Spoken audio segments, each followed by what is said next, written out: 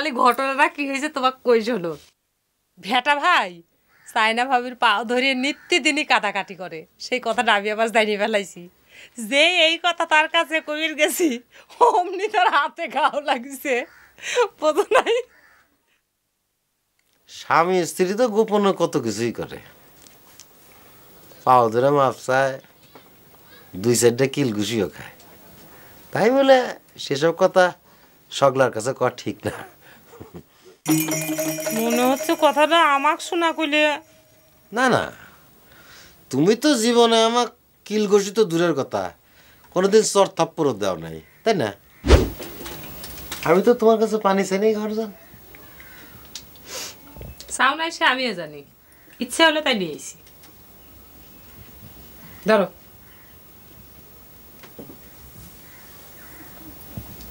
সকালবেলা উঠে স্টাইল পানি খাওয়ার অভ্যেস করবে।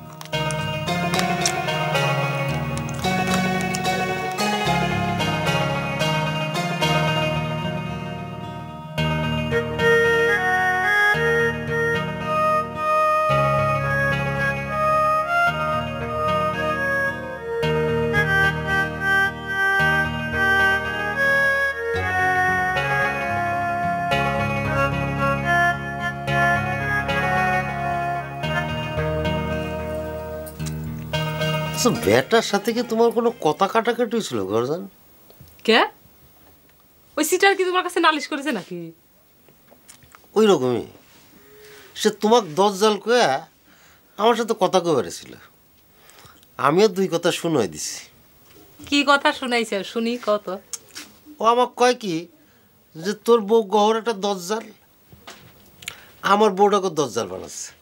যেই না এই কথা কইছে, আমি যে নিজের বউ আগে ঠিক করিস, তারপর অন্যর বউর কথা কতি আসিস শালা।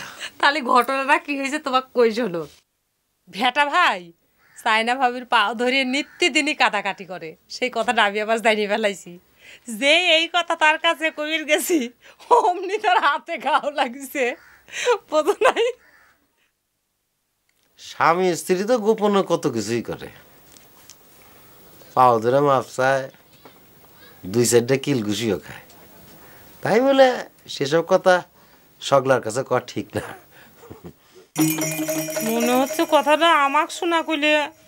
না না, তুমি তো জীবনে আমার কিল ঘষি তো দূরের কথা, কোনোদিন চর থাপ্পড়ও দেও নাই, তাই না?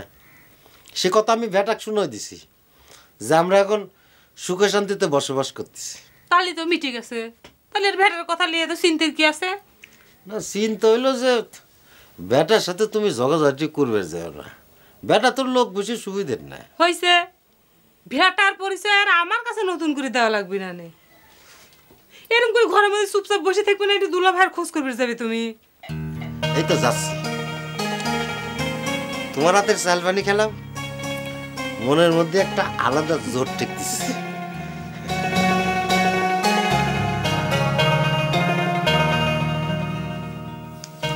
জামাটা দাও দিনি। কে? ও মা, আমি দেবো কিছু নিতে মা নিজে। আচ্ছা ঠিক আছে। আচ্ছা বসো দেখি।